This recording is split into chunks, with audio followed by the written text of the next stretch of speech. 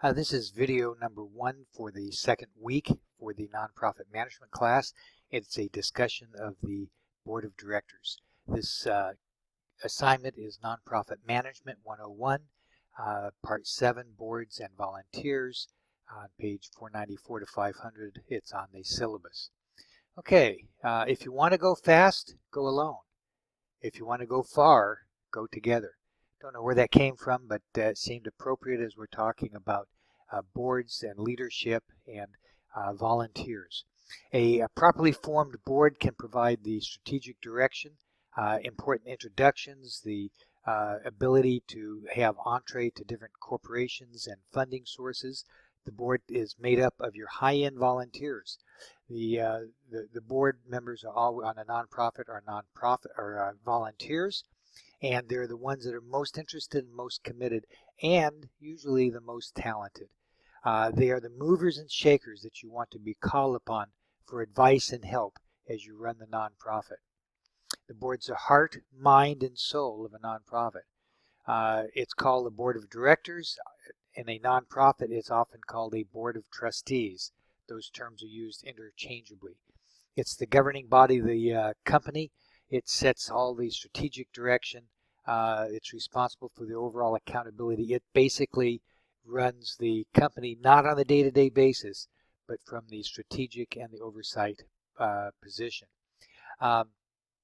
Just to give a quick overview, for some of you may not be that familiar with corporate structures. A for-profit corporate structure, the shareholders are the owners of the company. They share in the profits of the company. Shareholders will elect a board of directors. The board of directors hires senior company officers, and those company officers hire employees. It's the officers and the employees that run the company on a day-to-day basis. On a nonprofit corporate structure, there are no owners.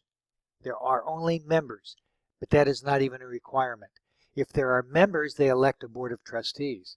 But you can have nonprofits where there are no members and only a board, or the only members are the board themselves. In that case, the founders appoint a board of trustees, and then the board is self-perpetuating. If someone leaves the board will nominate and elect a new person to replace that person.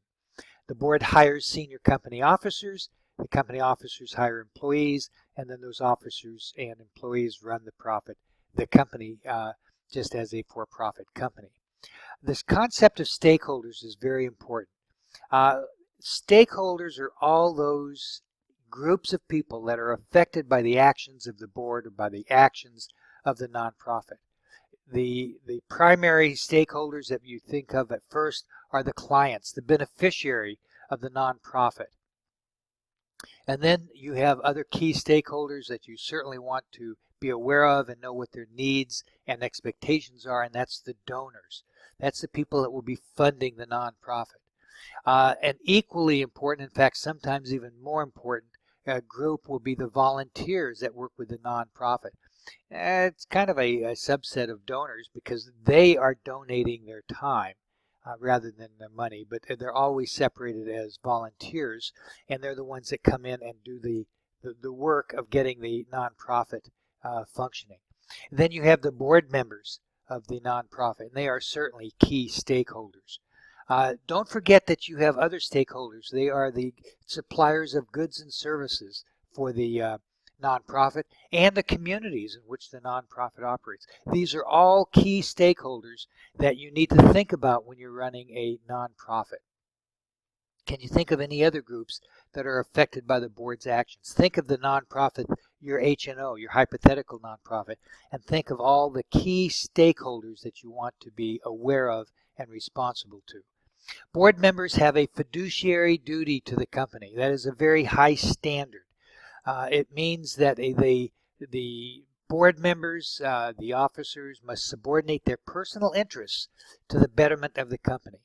A person having a duty to act primarily for another's benefit in matters connected with such undertaking. It requires scrupulous good faith and candor. It's the highest standard of conduct from one individual to another. And the fiduciary duty has 3 separate duties. One of them is the duty of care. Board members must take care in exercising their judgment and making decisions. They have to be prepared for board meetings. They have to understand what the issues are, and they have to participate in the decisions. Board members do make mistakes, and they're not liable for those mistakes if a reasonable person would have made the same mistake. However, they may be liable if they are not acting meeting their duty of care. The next second area is duty of loyalty. Board members must act in good faith to advance the interests of the organization. Board members must absolutely avoid any conflicts of interest. This means that if there is an issue that's coming up before the board that the board member has some involvement in, they must excuse themselves of it. There cannot even be the appearance of a conflict of interest. They must recuse themselves, that is, not take part in the decision at all. This does not mean that this means that they cannot participate in the discussion and certainly not the vote. A person cannot be loyal to two organizations that have conflicting interests. And then the next area is duty of obedience, the third area. A board member is obligated to follow the policies and procedures of a company. There's personal liability that is possible for board members. Now, usually they're protected by the corporate veil. We'll be talking about that in Unit 3. But board members that do not carry out their responsibilities may be subject to legal liability. Board members have been personally liable for entering into contracts where there's an undisclosed conflict of interest, a contract where the board member has an economic interest or a management interest. Contracts may be entered into with board members. So it doesn't mean that a board member cannot do business with the nonprofit. It just means that they must recuse themselves from any discussion and vote. There must be full disclosure of the conflict of interest. Everyone on the board must understand what it is. And the contract must be fair and equitable to the organization, i.e. it costs the same or less than competing bids. And it's certainly important to make sure that there are competing bids involved. And if the board failed to take reasonable steps to protect others from potential harm, the board members could be held liable. Okay, board positions and responsibilities. There's the chairman or the chairperson. They now just call it the chair of the board. The chief officer of the organization. They do they plan the board meetings. They make sure that the board is working together as a team. They're often a key fundraiser for the nonprofit. They are a face that interfaces with donors and volunteers, and it's the face and spokesman of the nonprofit organization. Other positions are listed in the text. Make sure you're aware of what those are. Remember that the board then hires company officers.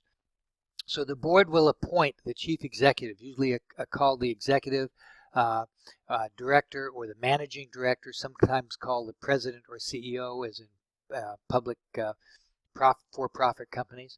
And then the board will hire other senior officers, usually in the with the concurrence and input from the chief executive. The organization will hire other officers and employees.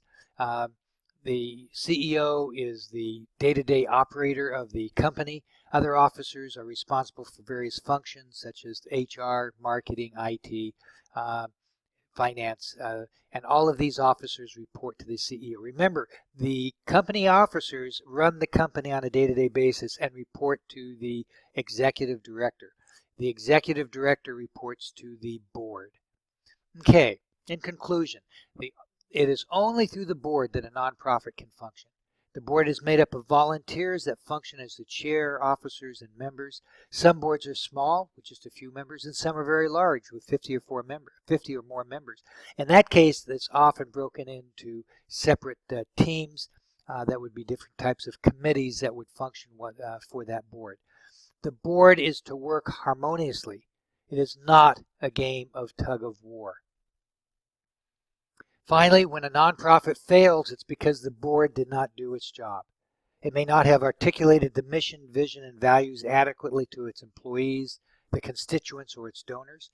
It may not have adequately kept track of the organization's assets and financial resources. It may not have successfully raised sufficient resources from the government or public sectors or generated internal income so that the nonprofit fails financially.